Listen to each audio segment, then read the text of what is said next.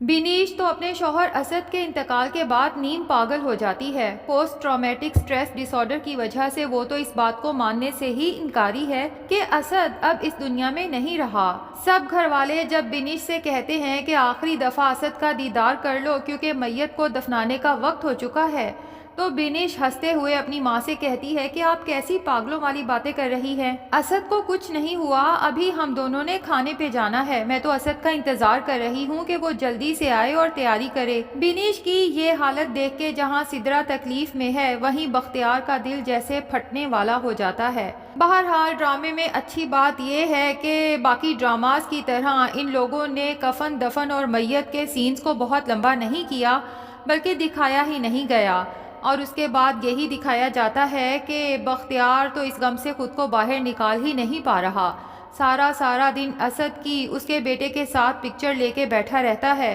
اور یہی سوچتا رہتا ہے کہ میری بیٹی اپنے شوہر اسد کے ساتھ کتنی خوش تھی، کتنی پرفیکٹ جوڑی تھی ان کی۔ کبھی سوچا ہی نہیں تھا کہ اسد یوں دنیا سے چلا جائے گا اور میری بیٹی بینیش اتنی چھوٹی سی عمر میں بیوہ ہو جائے گی، لیکن بختیار کی ماں برکت بیگم ہے کہ وہ آج بھی سنگ دل کی سنگ دل ہی ہے، اسے بینیش کے بیوہ ہونے کا کوئی اتنا غم نہیں جتنا غم اسے عمار کے جیل کی سلاخوں کے پیچھے ہونے کا ہے۔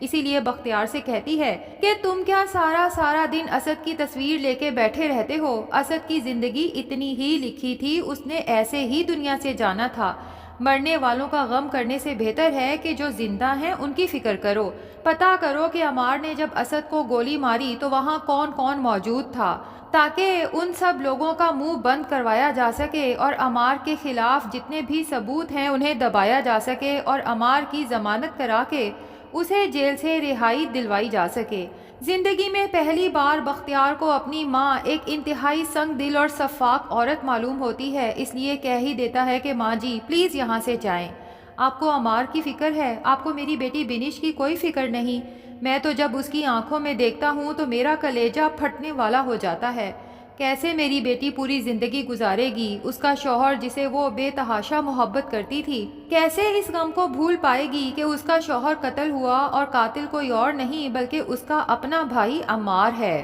دوسری طرف عمار کی ماں سدرا کا بھی رو رو کے برا حال ہے، اپنی بیٹی کا غم ایک طرف اور عمار کا دکھ ایک طرف، اسے تو یقین ہی نہیں آتا کہ میرا عمار اتنا ظالم ہو سکتا ہے کہ کسی کی جان لے لے۔ اب جب سدرا اس طرح سے رو رہی ہوتی ہے تو اتفاق سے نشوہ اپنی چاچی کے پاس ہی موجود ہوتی ہے۔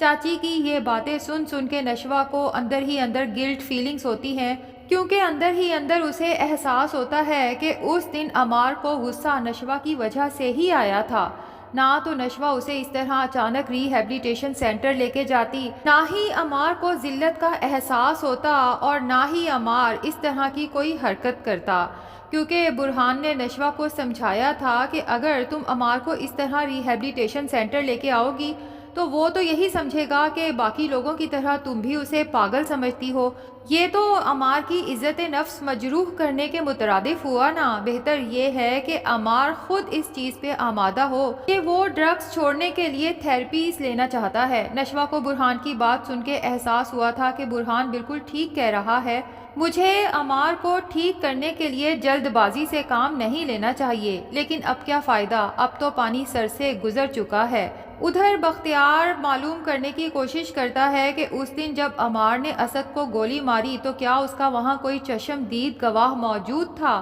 کیونکہ بختیار سوچتا ہے کہ عمار کو جیل سے باہر نکلوانے کے لیے اس چشم دید گواہ کو خریدنا ہوگا، لیکن وہاں پر موجود لوگ یہی بتاتے ہیں کہ یہاں پر لوگ تو بہت موجود تھے، لیکن یہ نہیں پتا کہ عمار کو گولی چلاتے ہوئے کسی نے دیکھا یا نہیں دیکھا۔ بختیار آخر تھک ہار کے جیل میں عمار کے پاس جاتا ہے، عمار سے کہتا ہے کہ تمہاری ضمانت کروانے کے لیے تم سے کچھ ضروری سوال جواب کرنے ہیں۔ جب تم نے اسد کو گولی ماری تو کیا پہلے حملہ اس نے تم پہ کیا تھا؟ کیا تم نے اپنے ڈیفنس میں گولی چلائی تھی؟ اور اس سارے واقعے کا وہاں پر کوئی گواہ موجود ہے؟ عمار تو خالی نظروں سے بختیار کی طرف بس دیکھتا رہتا ہے جیسے اسے کچھ سنائی ہی نہ دے رہا ہو۔ بختیار بول بول کے تھک جاتا ہے لیکن عمار اس کی کسی بات کا جواب نہیں دیتا تو بالآخر بختیار کے حوصلے بھی پست ہو جاتے ہیں۔ روتے ہوئے عمار سے کہتا ہے کہ کچھ تو بولو بیٹا، کوئی تو ایسا پوائنٹ ہوگا جو تمہیں چھڑوا سکے۔ عمار ذلت بھری ہنسی ہنستے ہوئے اپنے باپ کی طرف دیکھتا ہے، جیسے کہہ رہا ہو کہ مجھے یہاں جیل میں ہی جلنے سڑنے کے لیے تنہا چھوڑ دیں، کیونکہ ایک دفعہ آپ مجھے یہاں سے لے جائیں گے تو اس کے بعد پوری زندگی اسی بات کے، اس احسان کے طعنے دیتے رہیں گے جو میرے لیے ناقابل برداشت ہوگا۔ بختیار ایک ہارے ہوئے کھلاڑی کی طرح بوجھل قدموں اور ٹوٹے ہوئے دل کے ساتھ جب گھر داخل ہوتا ہے تو برکت بیگم فوراً اٹھ کے پوچھتی ہیں کہ کچھ بنا عمار کی ضمانت کا؟ تو بختیار اپنی ماں کو بتا دیتا ہے کہ عمار تو اپنے ڈیفنس کے لیے کوئی بات ہی نہیں کر رہا، جب تک وہ بولے گا نہیں ہم اس کی ضمانت نہیں کروا سکتے۔ تو برکت بیگم اس سب کا ملبہ نشوہ پہ گراتے ہوئے کہتی ہے کہ یہ لڑکی ہے ہی منحوس، جب سے ہمارے بیٹے عمار کی زندگی میں آئی ہے اس کی زندگی پہ مصیبتوں کے پہاڑ ٹوٹ پڑے ہیں۔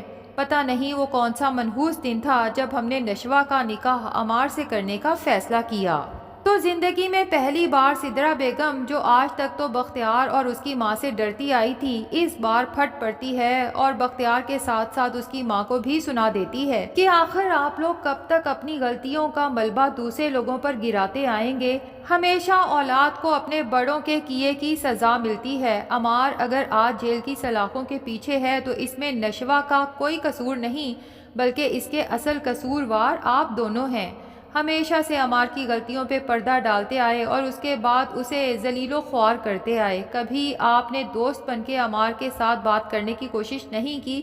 کبھی اسے پوچھنے کی کوشش نہیں کی کہ اگر وہ برے کاموں میں انوالو ہے تو کیوں ہے؟ ہمیشہ اسے تانے دیے، ڈی گریڈ کیا۔ اور ماں جی آپ ہمیشہ عمار کی غلطیوں پہ پردہ ڈالتی آئیں، کبھی بزرگوں کی طرح، دادی کی طرح عمار کو سمجھانے کی کوشش کی۔ عمار ایک کے بعد ایک جرم کرتا تھا تو آپ لوگ اس کے جرموں پہ پردہ ڈالنے کے بعد اسے دن رات ایسے ایسے تانے دیتے تھے، ذہنی طور پہ ایسی اذیت دیتے تھے کہ وہ آپ لوگوں سے بدلہ لینے کے لیے پہلے سے بڑا جرم کرنے پہ مجبور ہو جاتا تھا، جس کا نتیجہ آپ کے سامنے ہے۔ زندگی میں پہلی بار بختیار کو سدرا کی بات بالکل ٹھیک لگتی ہے۔ پہلی بار بختیار کو احساس ہوتا ہے کہ میری ماں کے مشورے بہت ہی غلط ہوتے تھے اور میں ساری زندگی اپنی ماں کو خوش کرنے کے لیے ان کے ہر مشورے پہ آنکھیں بند کر کے عمل کرتا آیا۔ دوسری طرف نشوہ کی ماں ہے جس کا خود بھی رو رو کے برا حال ہے۔ بسما سوچتی ہے کہ میری بیٹی نشوہ کی زندگی تو شروع ہونے سے پہلے ہی جیسے ختم ہو گئی،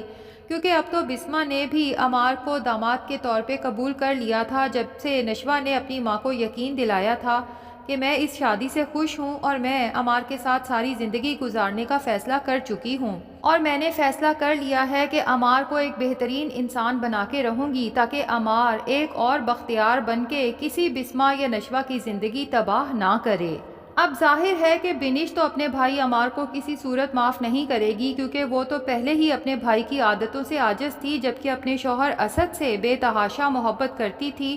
تو اب ایک طرف بختیار اور اس کی ماں ہیں جو عمار کو جیل سے رہائی دلوانے کی کوشش کریں گے، تو دوسری طرف بنش برہان سے ہی اپنا کیس لڑنے کا کہے گی اور برہان اس عمار کو پھانسی کے پھندے تک لے جا کے ہی رہے گا۔ تو ناظرین، ظاہر ہے کہ جب عمار کو پھانسی ہو جائے گی، اس کے بعد نشوہ کے بیوہ ہو جانے کے بعد برہان ایک دفعہ پھر نشوہ کی طرف محبت کا ہاتھ بڑھائے گا۔ دیکھنا یہ ہے کہ اس بار نشوہ برہان کا ہاتھ تھامتی ہے یا نہیں۔ تو ناظرین، آپ کو آج کی ایپیسوڈ کیسی لگی کمنٹ سیکشن میں ضرور بتائیں۔ ویڈیو پسند آئی ہے تو لائک اور چینل کو سبسکرائب بھی ضرور کر دیں۔